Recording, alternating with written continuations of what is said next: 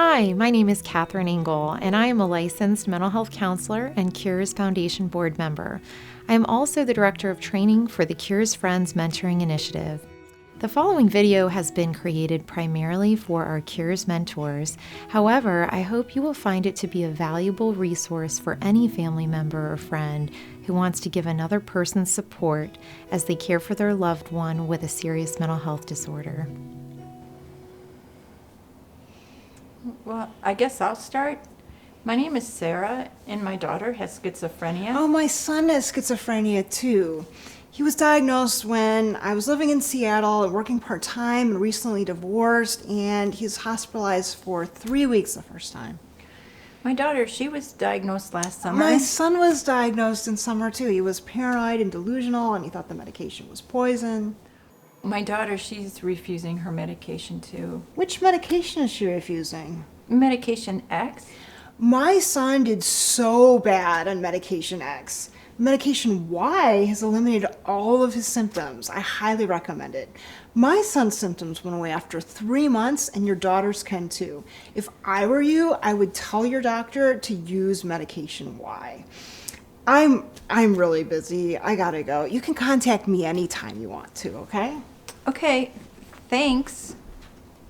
Okay, let's revisit this conversation. Don't wait for your mentee to break the ice. Your mentee may be nervous to speak with you. Introduce yourself and speak first, inviting them to tell you as much as they can about their family and situation. And my daughter has schizophrenia. Oh, my son has schizophrenia too. He was diagnosed when I was living in Seattle and working part-time and recently divorced, and he's hospitalized for 3 weeks the first time.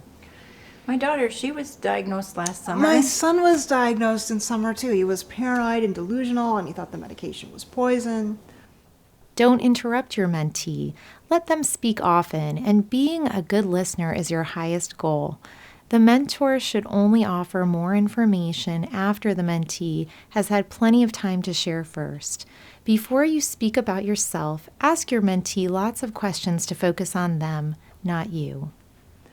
My daughter, she's refusing her medication too. Which medication is she refusing? Medication X?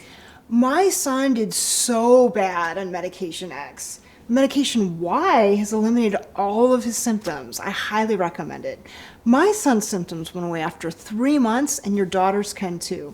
If I were you, I would tell your doctor to use medication Y. You're not a doctor, a therapist, or a mental health professional. Do not offer medical advice.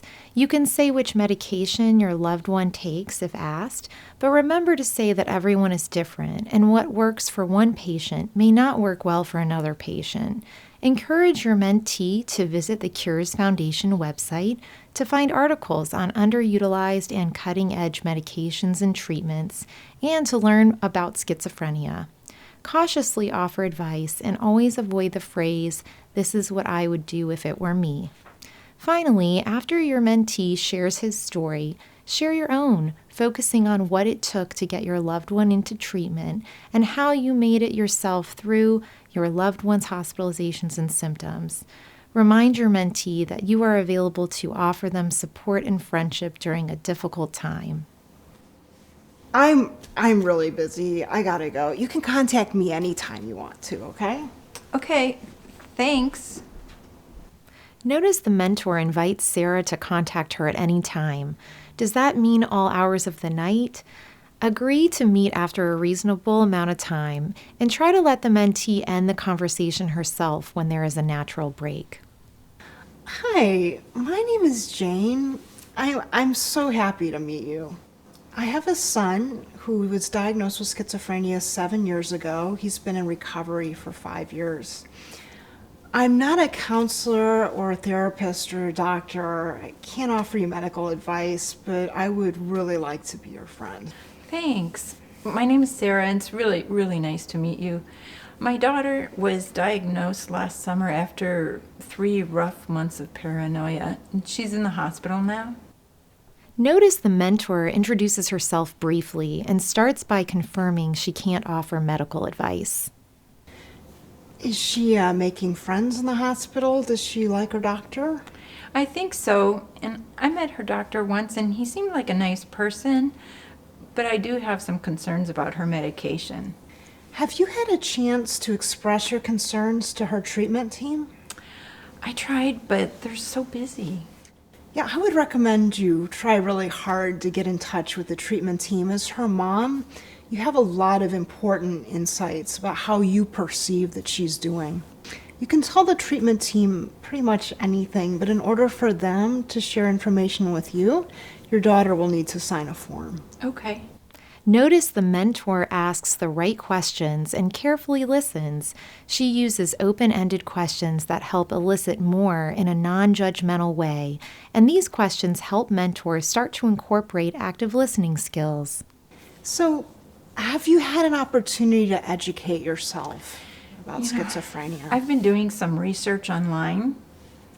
The CURESZ website is a really great place to start.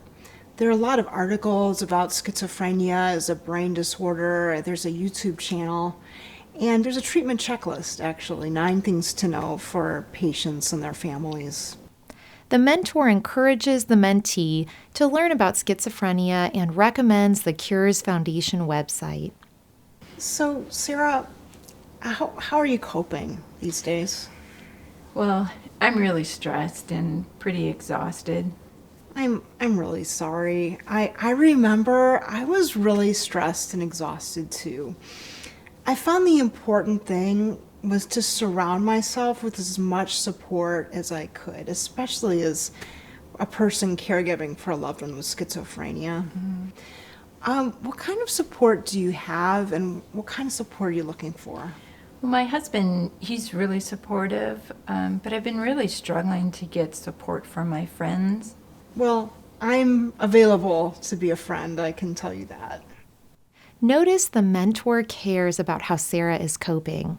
Every time you speak with your mentee, look for opportunities to ask how they are coping with their loved one's illness. Ask what type of support they are looking for, and remind the mentee you are there to be her friend. And do you think we could meet again soon? Absolutely. How soon do you want to meet? Could we meet again in a week? Yes. Yes, my best method of contact is phone. I can also text you periodically during the week to see how you're doing. I look forward to our next meeting. I really am happy to meet you, and yeah, I wish you the best. Thank you. The mentor doesn't offer Sarah the chance to call any time or at all hours of the night. They agree to meet in a week, which is a reasonable time frame, and the mentor agrees to check on the mentee occasionally via text. Sometimes the journey to recovery is so chaotic and overwhelming that the mentee may need time to talk to the mentor, but be too overwhelmed to reach out. This is a fluid process and relationship, and often the mentor may need to emphasize that they are open to repeated meetings so as to gain the mentee's trust. The mentor listens until there is a natural end to the conversation and tries to leave Sarah with the impression that she cares and wants to be a friend. The mistakes made by the mentor in this skit may seem obvious, but we still hope that this video will help you avoid certain pitfalls and understand the importance of listening and asking the right questions. Again, you can't offer advice, but you can point to the CURESZ Foundation's website and other scholarly resources. Remember, your goal should be to become the best listener you can. We hope you will enjoy practicing these techniques in real life with your new mentee soon.